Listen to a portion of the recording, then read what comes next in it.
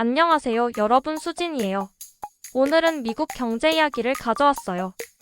사실 미국 얘기 들으면 에이, 우리랑 뭔 상관? 하실 수도 있겠죠? 하지만 아시잖아요. 미국이 기침만 해도 우리는 독감 걸리는 거. 그래서 미국 상황이 어떤지, 그리고 우리한테 어떤 영향을 줄지 수진이가 쉽고 재미있게 풀어드릴게요. 요즘 미국 진짜 난리도 아니에요. 코로나 때 미국이 돈을 어마어마하게 풀었던 거 아시죠? 정부가 막 달러를 찍어내서 여기저기 뿌렸어요. 국민들 힘내세요 하면서 지원금도 뿌리고 기업 살리려고도 뿌리고, 그때는 와 미국 진짜 부럽다 했는데요. 이게 결국 지금의 문제를 만들고 말았어요. 왜냐고요?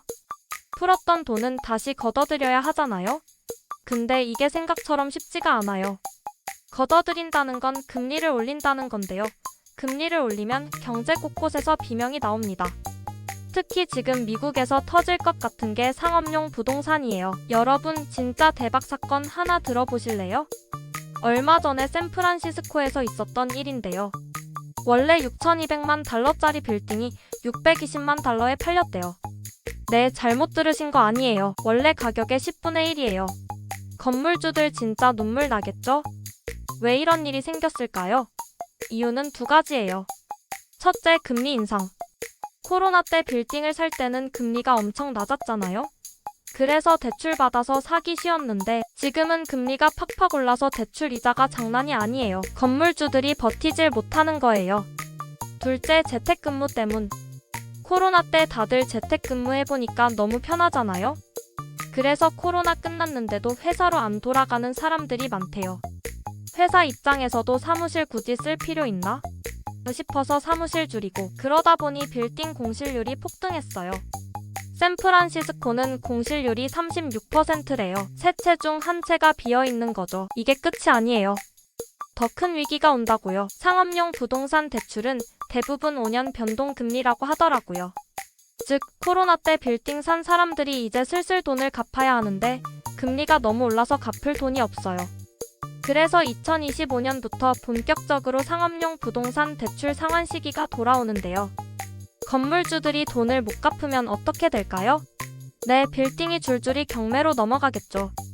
그러면 은행들이 큰 손해를 보게 되고, 은행들이 위험해지면 금융위기로 이어질 가능성이 커요. 이거 2008년 서브프라임 사태랑 비슷한 느낌 아닌가요? 여기에 트럼프가 다시 대통령이 되면서 미국 경제가 또 요동칠 가능성이 커졌어요. 트럼프가 내세운 공약 몇 가지가 있는데 그중 우리한테 직접 영향을 줄 만한 것들만 뽑아볼게요. 첫째, 보편적 관세. 미국 우선주의를 외치면서 모든 나라에 관세를 매기겠대요. 특히 중국엔 60% 이상 관세를, 다른 나라에도 최소 10%씩 때린다고요. 우리나라처럼 수출로 먹고 사는 나라엔 치명타예요. 물건값이 비싸지니까 해외에서 우리 제품 사기가 꺼려질 거 아니에요. 둘째, 기업 감세. 법인세를 확 낮추겠대요. 기업들이 돈 많이 벌어서 더 투자하게 하자는 건데요. 이게 물가 상승으로 이어질 가능성이 크대요. 왜냐하면 기업들이 돈을 많이 벌면 소비도 늘고, 그러면 물가가 더 오를 수 있거든요. 셋째, 불법 체류자 추방. 미국의 불법 체류자가 1,000만 명이 넘는데 트럼프는 이 사람들을 추방하겠다고 했어요. 근데 이게 돈이 엄청 들어요. 약 400조 원 이상이 필요하대요. 돈을 이렇게 쓰면 결국 물가가 더 오를 수밖에 없겠죠? 트럼프 정책이 시행되면 달러 강세가 더 심해질 가능성이 커요. 지금도 환율이 막 오르고 있는데 달러가 강세면 우리나라 같은 신흥국에서는 자금이 빠져나가겠죠? 그러면 기업도 국민도 다 힘들어지는 거예요. 결론은요, 미국 상황을 계속 지켜봐야 해요. 상업용 부동산발 금융위기부터 트럼프의 경제 정책까지 지금 미국에서 벌어지는 일들은 결국 우리나라에도 영향을 미칠 거예요.